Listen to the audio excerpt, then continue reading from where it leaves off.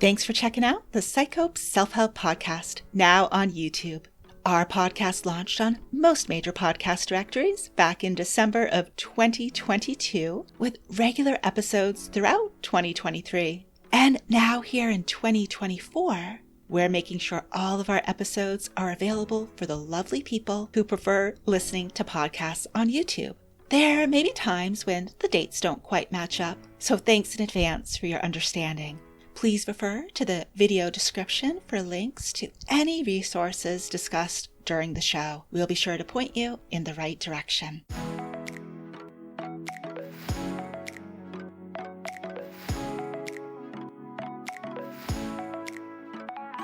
Hello and welcome. You're listening to the PsycHope Self-Help podcast, a space for women where psychology illuminates paths to healing, hope, and personal growth. I'm Dr. Jennifer McManus, a clinical psychologist, and I'll be your host. Each episode, we'll explore a different way to use psychology to enhance emotional wellness. Hope you enjoy the show.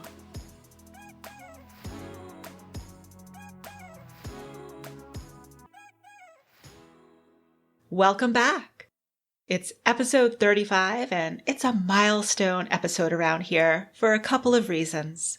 One being, this is the first episode since the podcast had our first birthday. The PsycHope Self-Help podcast actually turned 1 year old on December 8th.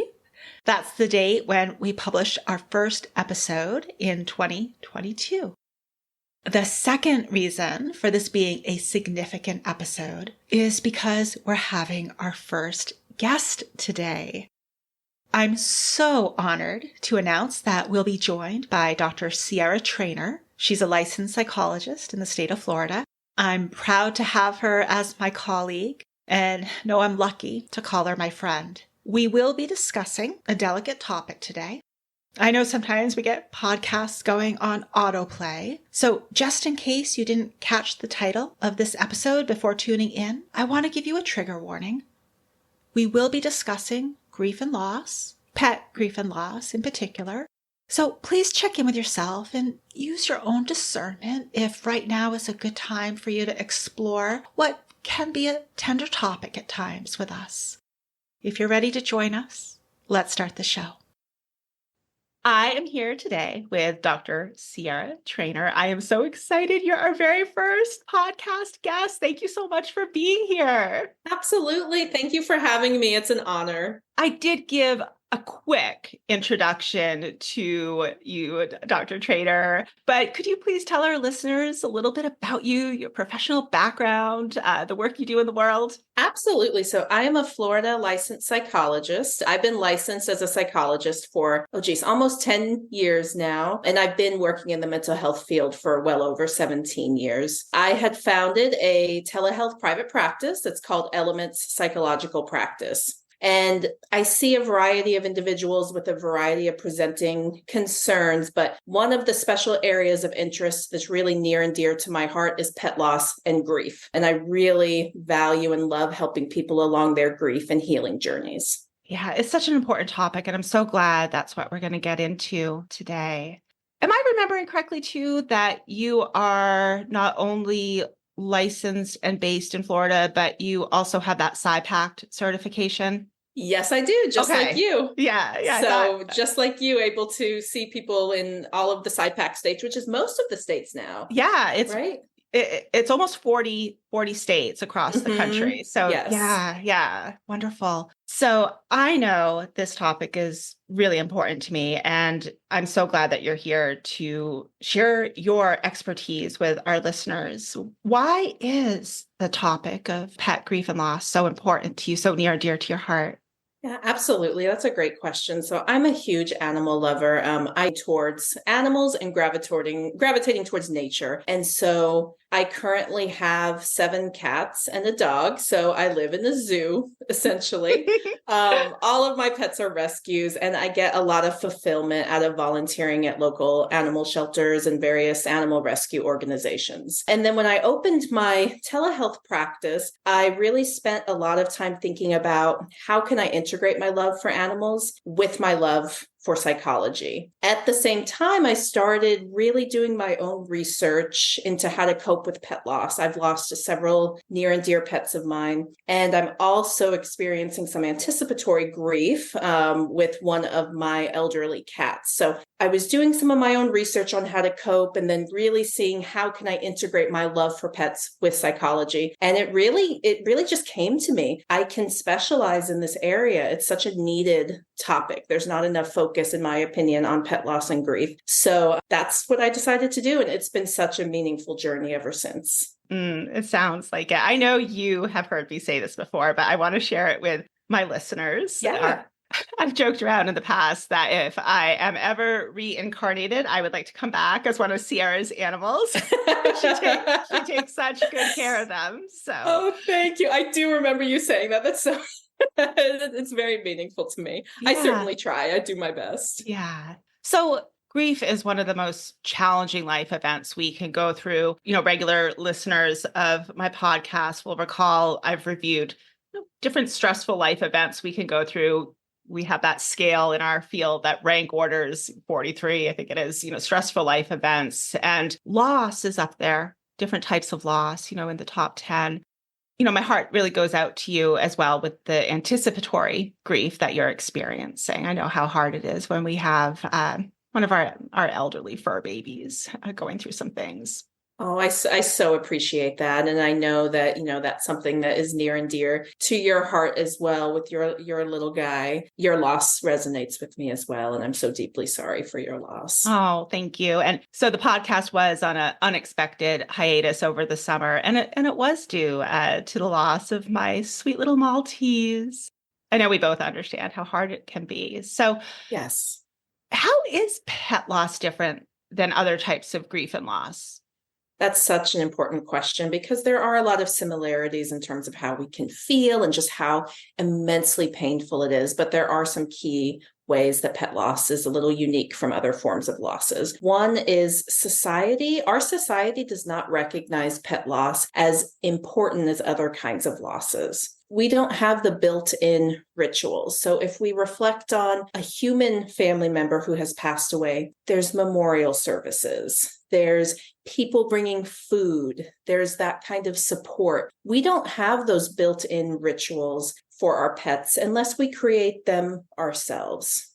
If we also think about workplace, some workplaces have bereavement leave. That doesn't usually tend to apply to pets. So it's not a topic that gets enough focus and isn't recognized as important as other kinds of losses. And what's really interesting is that the research is very clear that the pain of losing a companion animal is just as painful as losing a human. In fact, sometimes it's even more so because of the nature of the relationship that we have with our pet. So that's one way that it's incredibly different. Yeah. It's so hard. Here we are thinking about just needing to heal. And it's not even accepted in many workplaces to ask for that time off. And yet it's hitting us just as hard. Yeah. Yes. Exactly. Yes. So that's one key way that it's different than other kinds of grief. Another way is the nature of the relationship. So our pets, we know this, and I'm sure your listeners know this if they have pets. Our pets love us unconditionally. Our relationships with our human loved ones are usually a little more complicated. Right? They can be. With our pets, it's just pure love and pure joy. We can show up exactly as we are, exactly who we are, and our pets accept us unconditionally. So when that beloved companion of ours is no longer there, it's very significant and very painful. So true. That's so true. What else have you noticed that's different when it comes to pet grief and loss? There's a different role that we play in the relationship. We are their perpetual caregivers. We care for them the entirety of their lives, not like children who ideally, hopefully, grow up and leave the nest. Our pets don't. And so they don't tell us in words when it's time to go. I mean, we can be very attuned to our pets and pick up on other ways that they're communicating with us, but we can't tell them in words, and they can't tell us in words when it's that time. We make that decision ourselves and with the consultation with our vet team. So that's a very heavy burden to carry. Humans have the ability to speak, so we're able to hopefully, not in all cases, but hopefully have a little bit of closure. And that's a little harder to do with pet loss. So we can find ourselves, if we made the choice to euthanize, which I call the final act of love we can give. Yes. And so if we have that opportunity to do that, we're often asking ourselves, did I make the right choice? Was it too soon? Was it too late? And all of these questions can play out in our minds because we were responsible for their decision. Ideally, there are, of course, cases where pets get lost and we're not sure what happened. There may have been a tragic accident. So there's all different ways, but we are their perpetual caregivers. So those are really the three main ways that pet loss is different than other kinds of losses. I really appreciate you elaborating on that for us. Those are some significant differences for sure, especially what you point out here at the end, right? They're always our fur babies. Even when they get elderly, they're still little babies, really. Yes. Yeah. Yes. It's really interesting, the research, which shows that 70% of households have a pet and upwards of 75% view their pet as a family member. And 57%, according to the research, shows that people can even prefer their pet over a human, right? So when we lose these family members, when we lose our fur babies, it's just so incredibly painful. So this topic is definitely something that deserves more attention. Some of the challenges, some of the differences that you mentioned, it sounds like it might be getting better. Like maybe we have a direct supervisor who is in this percentage of pets are family, and maybe they'll be a little more lenient with our PTO and things like that. So what do you think there? Is it getting maybe a little better? Are there some glimmers of hope? I think so. It's interesting you bring that up because I recently found out from a colleague that some EAP programs are starting to have pet loss be something that's covered. So, there is some more recognition. There's more and more support groups available for people who are going through loss or anticipatory grief. Like Lap of Love has wonderful ones. Rainbow Bridge has wonderful resources. So I think that we're recognizing the importance of integrating pets and really memorializing them and really recognizing them as family members. And we still have a ways to go, I think. Yeah. Yeah, so true. That's amazing, though, that EAP programs are covering it. Wonderful. Yeah. That is progress. That's so good. Yes. So in the research that you've seen on how so many people do consider their pets to be a family member, how does that show up? Like, I know you heard me refer to my little Maltese as my fur baby, but how does the literature seem to capture these experiences we have? So I love that you asked this question, and there is some research that looks at different types of bonds that pet lovers have, that pet owners have with their pets. And these are conventionally bonded, intensely bonded, and uniquely bonded. Yeah. Can you break those down for us? Absolutely. So conventionally bonded animal lovers consider their pets members of their families, but they don't necessarily give their pets the same status that they do for their human family members. So they provide loving homes and are responsible and caring for their pets, but losing their pet is not a major source of grief or a major source of trauma for them. They may experience some grief over the loss, but people in this category usually tend to recover more quickly than those in the other bonded groups. Yeah. And intensely bonded, can you tell us about that? Yes. So pet parents who are intensely bonded, they regard their pets as integral members of the family. So they're really forming these deep emotional attachments to their pets and provide them with the same level of care they would provide any family member. And they may think of their companion animal as like a surrogate child, things like that. So obviously with intensely bonded pet owners, it can be usually a very long grieving process and a much greater sense of personal loss. Yeah. And the uniquely bonded? Yeah, uniquely bonded. These are people with the deepest level of attachment to their companion animals. They may provide very extravagant care and attention as they can within their resources. They may prefer the company of their pets to that of other humans, and they may refer to their pet by names like my best friend, my soul pet. Like, that's exactly how I feel with my little cat Kister. And referring to them in those types of terms, maybe my son or my daughter. So this is the loss of an incredibly close companion. And this is just beyond devastating. And the grief may last for a very long time. Yeah. So here we are losing our fur baby so close to us, a soulmate, right? And we don't have the usual supports, the usual rituals aren't there. The gifts of food, like when we lose a family member, people checking in on us. And I will say, I want to validate experiences for people out there who have had a significant loss of the human type as well, that also tapers off. There's a lot of outpouring of support at the beginning, but it also tapers off while we're still going through the stages of grief. But here we are without, in most cases, getting that level of support. Yes, absolutely. And I love how you brought up about people who may be listening who lost people as well. Even if there are some of those rituals that are built in, you're absolutely right. It's for a short period of time. And then the world keeps turning. People go back, and then you're still stuck in this immense grief, and the world around you is still just turning. And that's so painful for people who have lost humans, and also for people who lost pets. Yeah. And to your point with what you just said about we're losing a soulmate, and then we don't have the rituals built in unless we bring them ourselves, we incorporate them ourselves.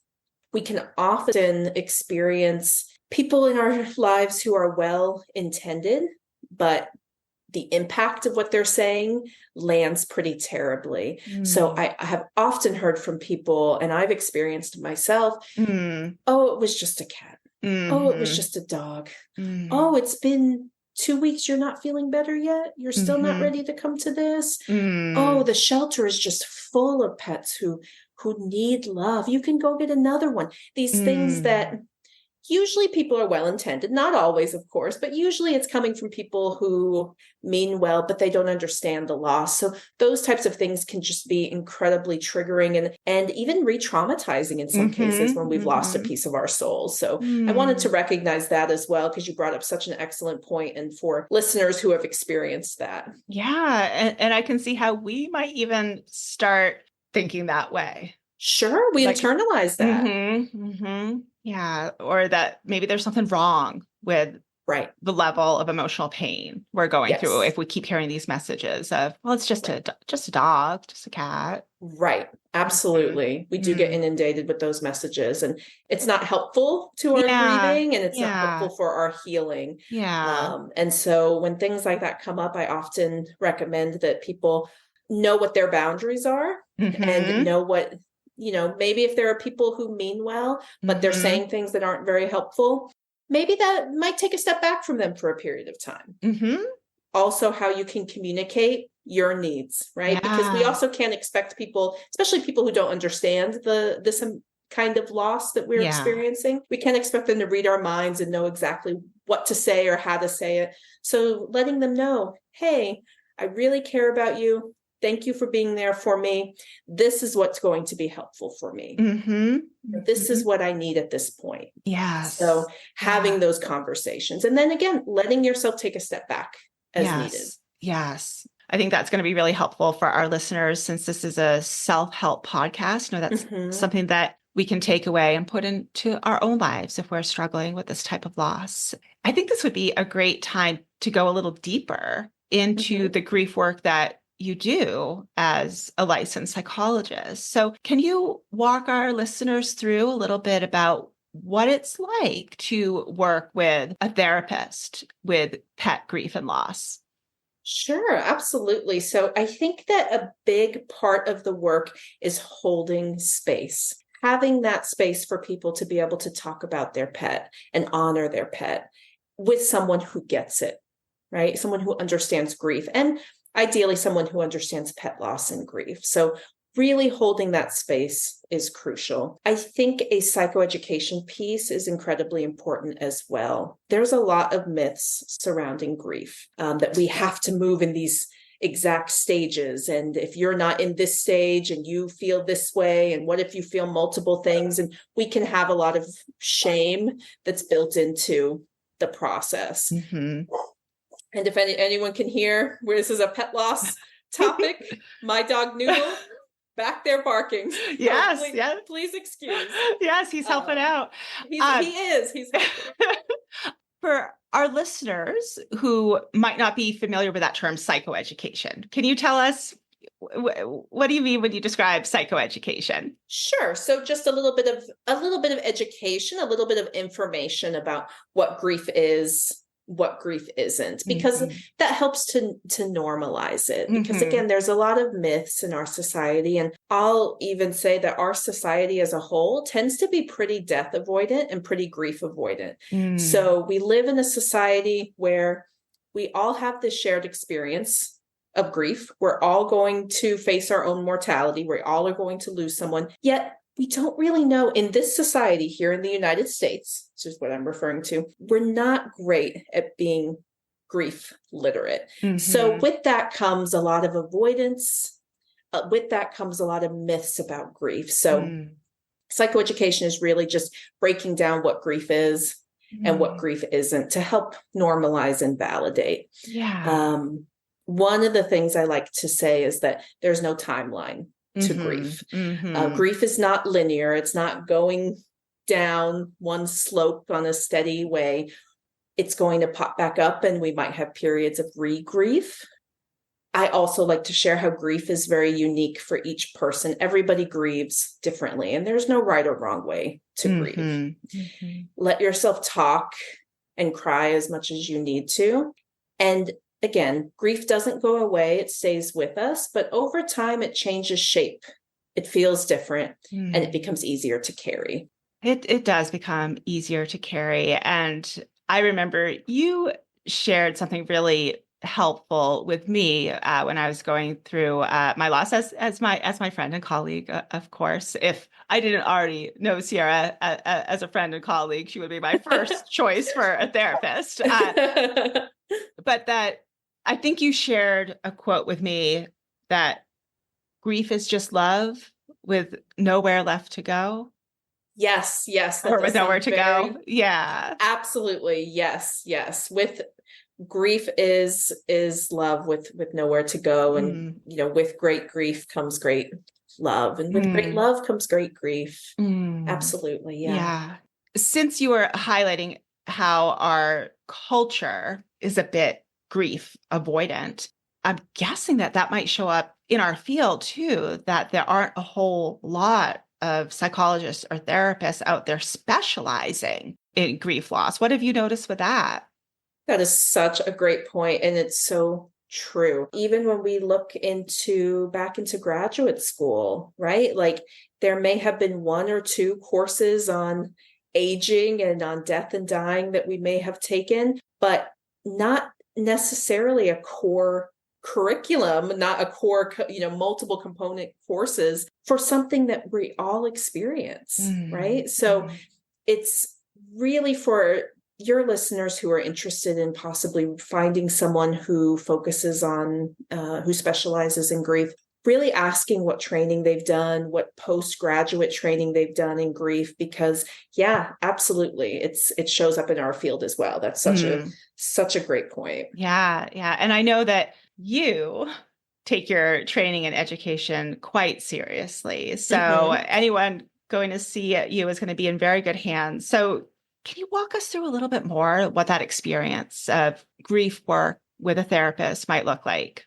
Maybe we can start with a little bit about early grief. So if people are coming in having recently, and what I think of recently and early grief maybe being 6 months or so. So maybe we can start with that kind of grief and then delve into a few things. That would be so helpful. Yeah. Okay. So early grief, again, there's not an actual definition of how long that time frame is. I generally think of it for about 6 months following the loss. But early grief is such a surreal time. Our brains aren't able to wrap itself around the fact that our pet is no longer here. It's incomprehensible that that loving companion is no longer here. So with early grief, I think it's really important to let yourself feel your grief.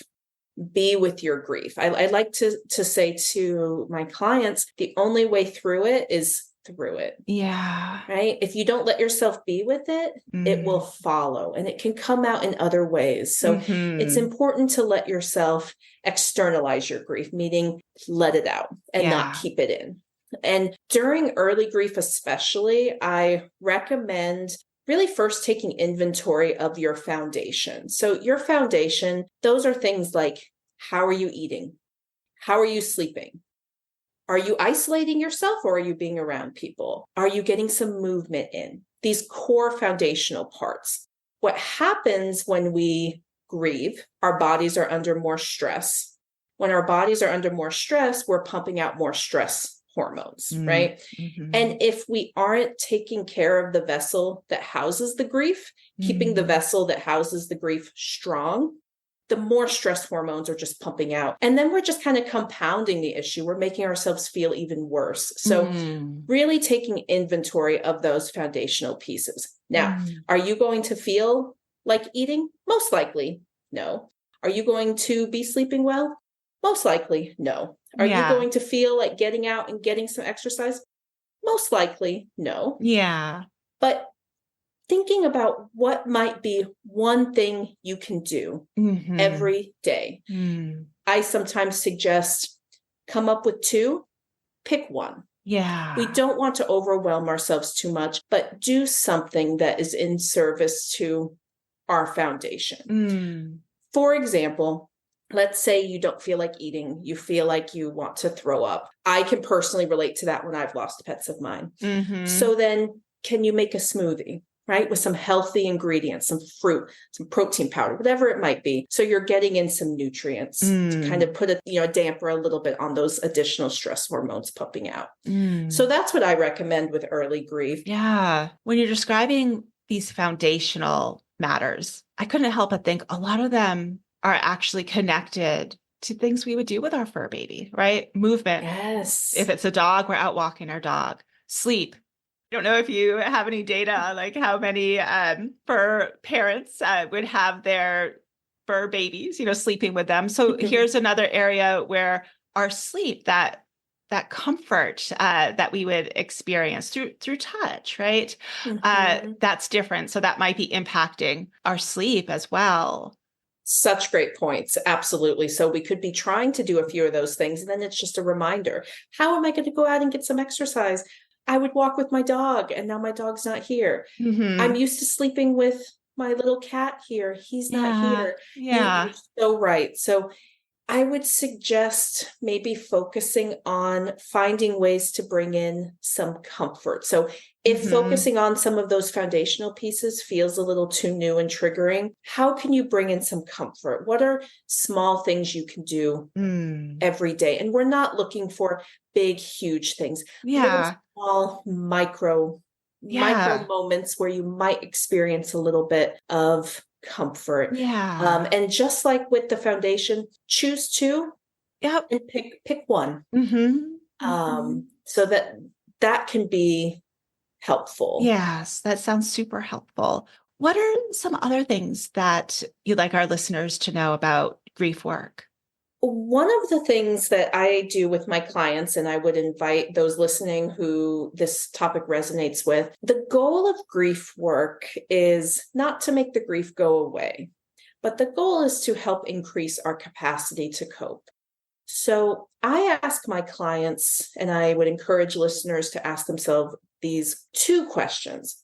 1, on a scale of 1 to 10, what is your level of grief? And on a scale of 1 to 10, what is your capacity to cope? Track this over time.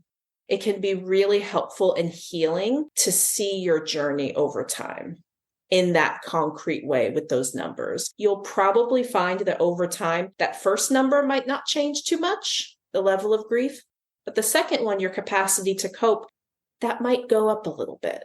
So that's something that I like to encourage people to do. I also suggest keeping in mind that if you're feeling a lot of intense guilt, if you're feeling regret, if you're feeling anger, those are such normal emotions. And I like to say they're kind of baked into the grief cake. We want that do-over, and our minds can start racing. So I like to suggest that people tell themselves, don't should all over myself. We should have done this. We should have done that. We should not have done this. We should not have done that. If you find yourself doing that a lot, it could be helpful to ask yourself a few clarifying questions. You can ask yourself, what did I do during my pet's life that I'm proud of? Right? Ask yourself that, because when you stop and you ask yourself that, it can take away from just that last day or that last week, whatever was that really tough time, and remind yourself of the whole lifespan that you've had with your pet. And then you can also ask yourself, given the resources I had at the time, the knowledge that I had at the time, the resources I had at the time, would I have done anything different? Right? So asking yourself a few of those clarifying questions can often be helpful whenever you're trying to work through some of these challenging baked in experiences and emotions. Yeah, we are so vulnerable to the shoulds, to the what ifs, the if onlys, all that bargaining that we can get into. Yes. And then if we're not able to eat well, right, or get nutrients in our body, if we're not sleeping well, that makes us even more vulnerable to really beating ourselves up. So I really see the importance here of these clarifying questions. How helpful to walk us through what some of those might be. Yeah, absolutely. I'd also like to share that with time, when you're ready, starting to integrate the loss can be really helpful. So what do I mean by that? That's basically building a new relationship with your pet who's no longer here in this physical form. Yeah. Because the relationship never dies. Because the love never dies. So how do we do that? We can do that through journaling, through mementos, keeping the memory of your pet alive. And this is where some of the rituals can come in, which is really a way to have a continuing relationship or a bond with our deceased pet. What are some ideas of how we could do that? I love that. I can share something personal. When last November, my beloved hound, Mr. Mups, died, and it happened pretty suddenly, even though he was elderly. And my husband and I, when we got back his ashes, his favorite place was a dog park in the area. And so we went there and we scattered some of his ashes, and we had quiet moments to ourselves reflecting on his time there. We also rode our bikes along every single path that we ever walked Mr. Mups in the 6+ years that he was with us. So that was, and we were bringing up memories during that time.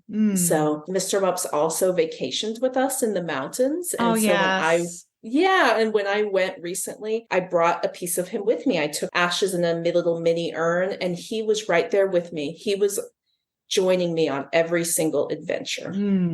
Thank you so much for sharing those really personal stories of how you've how you've been able to keep that relationship strong. Exactly. The relationship continues to be strong and continues to live. And this is going to be unique for each person. Really thinking about how can you honor your pet. Some people even still have conversations, right? If they say goodbye to their pet when they left, they'll say goodbye now.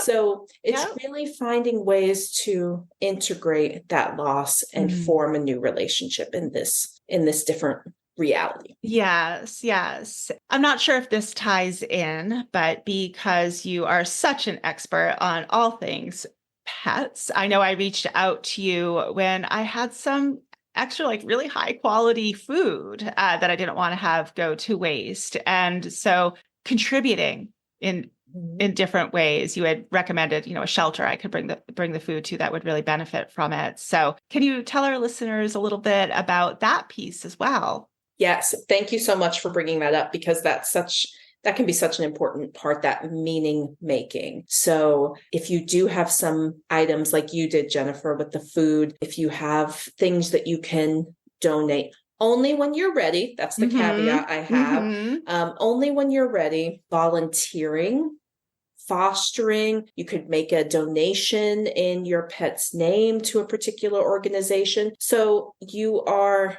honoring the memory and the relationship of your pet by helping other pets who need it. Yeah. And that's so important. I love that you brought up the word contributing, because we know from the research what contributing something, volunteering, giving something of ourselves to others, how much that has on our own emotional well-being. Yeah. Yes, absolutely. So rewinding back to something you said at the beginning of our interview, you mentioned you're going through some anticipatory grief. Can you tell our listeners, of course, you don't have to go into your own, personal experience, but just what is anticipatory grief? What's that like? What's involved there? Yeah, absolutely. So anticipatory grief is when we are grieving the upcoming loss of a pet. So this could be for any number of reasons. This could be if we have an elderly pet who we know is really getting up there in age, a pet who has some kind of terminal illness, a pet who had some sort of traumatic accident, like was hit by a car or something, and the life expectancy has now decreased. Any number of factors like that go into anticipatory grief. And I like to say that this is a train that we're on that we can't stop. And it's so sad. So what I find generally can be helpful is I like to tell clients, knowledge is power. Work with your vet, work with your vet team so that you know what to expect and you know what quality of life looks like and what it doesn't look like. That can be really helpful. There's sadness, but there's also comfort in knowing that you are doing all you can to support your pet. Yes. I would also suggest, and I'm guilty of this on a near daily basis, when you're dealing with anticipatory grief, you can find yourself really getting hypervigilant. Every move your pet makes, every move they don't make. Oh no, is today the day? What does this mean? Do I need to go to the vet? Taking a moment to calm down a little bit and being in the present moment. We can find ourselves saying things like, oh, this might be the last Thanksgiving we have with our pet. Oh, this is going to be the last Christmas. So what I suggest people think about doing when they find themselves happening is tell yourself a little mantra. Mine is, this is not helpful for me right now. And then I make an intentional choice to be in the present moment. Take a lot of photos, a lot of videos. You're going to appreciate having them in the future. And remind yourself, our pets live in the present. Right? Our pets don't dwell in the past or dwell in the future. They are right here. They are very mindful beings, right? We could learn a lot from them. So that's an important lesson for us too. Yes, that's so helpful. And, drawing on the expertise that our vet team has for us when our thoughts can go in different places, when we're hyper vigilant. What does this mean? Oh my goodness. Yes. Right. I mean, I'll share a little bit. I was scheduling a lot of appointments. And I remember at one point, my vet it was like some digestion issues. And I remember my vet was just like, I think the next time I'd like the two of you to try to just work through this. She didn't think I needed to, be scheduling that appointment. So, but we just want to give the best possible care. And exactly. When we can be vulnerable to beating ourselves up mentally, right? Well, what did the experts say? That's a truth that we can draw on. 100%. Yes. That can be very comforting. And again, knowledge is power. It sure is. So at the time this episode will be going live, we're going to be right in the middle of the holidays. And the first holiday season without a loved one, without our fur baby, it's going to be hard. So what can you share with us, again, drawing on that thought you just shared of knowledge is power? What are some things that we can keep in mind this holiday season, if it is indeed our first holiday season without our fur baby? Yeah, that's such a great question. And it's super challenging. And I always like to talk about the idea of the firsts, right? The first, maybe let's say week without our pet, the first month, the first Halloween, the first Thanksgiving, the first Christmas. There's something about the first that can feel even it's always painful, right? But the level of pain tends to be even more significant for most. So keeping that in mind, this is a really challenging time, and you may not want to feel like celebrating. That's okay. Now, you may have children where you have to partake in some festive things, even if you don't feel like it, right? And we also know that, I know that with your podcast, you focus on women and stress. We know that the emotional labor with women in general tends to be higher. And then that's even more significant during the holidays. So you're running around, you have a lot to do. When are you filling up your own cup? Right? So I advise communicating openly with your family about what you mean and what you don't mean. We talked about that a little earlier, that people can be well-intended but not understand. So communicating what you need. This is really hard for me. I'm going to need some time to myself. And can you carve out some of that time? Set your boundaries. You don't have to go to every single event. You might have to go to some, but you don't have to go to every single event. Getting really clear on what your boundaries are and how you can carve out some of that time for yourself. Let's say you're surrounded by family, and maybe you could be the one that goes on a coffee run, right? Or you go and get a walk in, something like that. So I would also suggest trying to think about how can you honor your pet during the holiday season too. So if your pet was normally around the table with you, can you set out something that's a reminder, like a photo or maybe their ashes? Again, only when you're ready. This is going to depend for each person, what feels comfortable for you. Can you go around and talk about memories of your pet? Can you do these things to where you're incorporating your pet who's no longer here in this physical realm? Can you still keep their memory alive and make sure that you have time for yourself? Yes. That balance is so important. And I will share one way that I'm honoring my Maltese's memory this holiday season is last holiday season, which was indeed, our final, the last together. We made some Christmas ornaments together. So of his little paw prints. So those are going up on the tree. Oh, I love that so much. And then when you see those ornaments, you might feel some sadness, but how can we also bring in some joy, right? Yeah. Remembering those positive memories and holding space for both, right? Absolutely. Both and. Yeah. Yes. I love it. Yes. I love it. As we wind down here, I really want to highlight what people hear at the end of these episodes that, sometimes self-help isn't enough. So what could you share with our listeners, things to look out for where maybe they want to look at something in addition to self-care, self-help when it comes to pet grief and loss? Yeah, that's a great question. I think that with self-help, it has such an important component in our healing. And if you're finding yourself feeling worse for a long period of time or not feeling better after a period of time, even a little bit, if you have maybe some unresolved trauma that this traumatic event is kind of causing you some symptoms, you're feeling a little bit worse, psychologically or physically or emotionally, those can all be signs to consider seeking professional support as well. I always like to recommend to individuals that if you are receiving individual therapy, you can also do support groups, do self-help groups. So then you're pulling from multiple different modalities to really be integrative for you. If somebody was interested in following what you just mentioned there, that maybe in addition to therapy, a support group might also be helpful. What do people typically experience with support groups? How do they typically operate?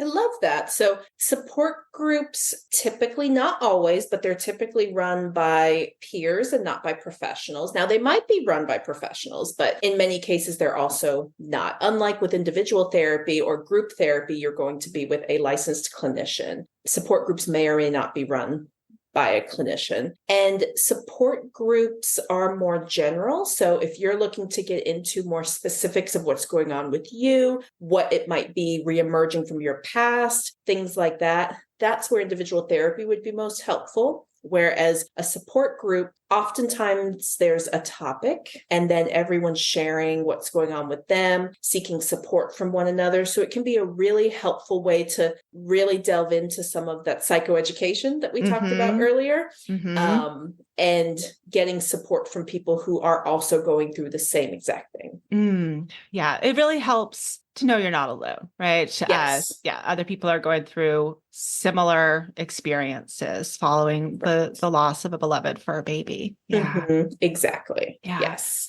And I appreciate you highlighting what to look for when maybe self-help isn't enough. Definitely. Yeah. And I would suggest for anyone who's thinking about reaching out for therapy, and even if, well, I'll say this, even if you don't have those things and you're just feeling kind of sad, you think talking with someone who gets it, a clinician, that's great as well. But I would strongly suggest that you make sure you find someone who does specialize in grief. Yeah. Most clinicians offer a free consultation, not all, but most do, 10, 15-minute consultation. And I would suggest asking, saying, this is what I'm struggling with. Is this something you feel you can help me with? Absolutely. And what would you recommend people listen for in terms of, all right, is it really something they specialize in, or maybe something they have some experience with? Like, what would you want to look for in terms of true specialization and expertise like you have? I would suggest looking for someone who is licensed at whatever level they're licensed at. There are a lot of coaches who do grief work, and there's a great place for that type of work. But if you're looking for therapy, you're going to want to look for someone who is a psychologist or someone who is a licensed master's level clinician. I would ask what kind of training they've received in grief work. A lot of times us grief therapists need to seek out that postgraduate training. And so asking them what their credentials are and asking what kind of specialized training they've received in grief can be helpful. And what is also really important is how you feel with the person, right? Because we're communicating words to words, but we also communicate nervous system to nervous system. So what that basically means is, do you feel like you vibe with this person? Now, it's only a short time, a consultation, but do you feel comfortable initially with this person? Do you feel like this is somebody who you could open up to? So paying attention to your intuition and your gut is important as well, while you're asking some of the questions regarding their clinical background. I love this. And I want all our listeners to know that you have these rights. You have the right to ask about training. You have the right to ask about expertise. And what Sierra mentioned here at the end, a lot of times, most of the time, it is going to come down to fit, right? The research in our field from psychology, time and time again, even though we have different strategies, techniques, modalities, time and time again, it comes down to the therapeutic alliance, which is really just a fancy word for what's the vibe you feel with your therapist. And if you aren't feeling the vibe with your therapist, not a whole lot else is going to matter. So I really appreciate you highlighting that part too.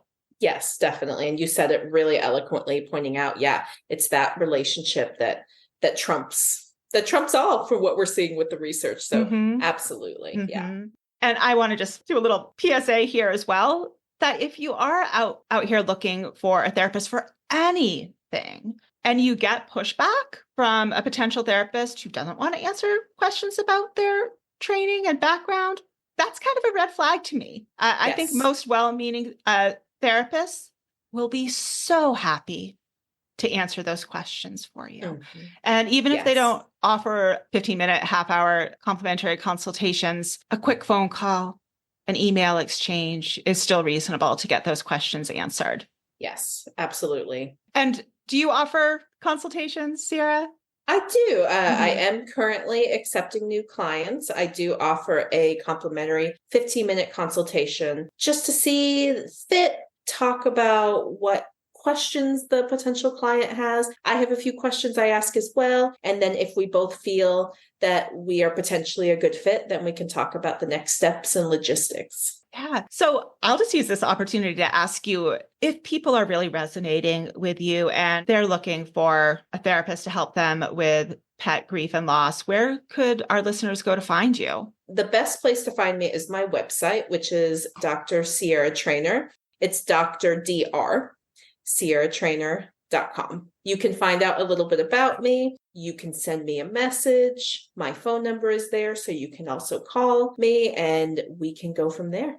Super helpful. So I will be sure to have a link directly to your website in the show notes so people can just click it if they're interested in learning more about you. And would it also be cool if I shared your Instagram with our listeners, Sierra? Yes, absolutely. Now, my New Year's resolution coming up is to be a little more active on my Instagram, but I do have a few things there. So yes, you could absolutely include that in the show notes. Great. I'll put that in the show notes too. And the reason why I'm asking is because sometimes we want to continue learning from somebody, but we're not really needing therapy, but we really vibe with the person. So I want to make sure that we have your Instagram out there for people too. And I have found a lot of helpful reels and stories that you've posted while I was, really in the more intense phases of my grief and loss. I found a lot of what you posted to be super helpful. So I'd want our listeners to get access to that as well. Sierra, I cannot thank you enough for being the very first guest on the PsycHope Self-Help podcast and sharing your wisdom and your compassion with our listeners. Thank you. Thank you. Thank you. Absolutely. Thank you as well. And it's been such an honor to be here. The information shared on the PsycHope Self-Help podcast is done so with the understanding that it does not constitute professional help, nor is it a substitute for professional help. If you think you might benefit from more than self-help, there are resources listed in the show notes.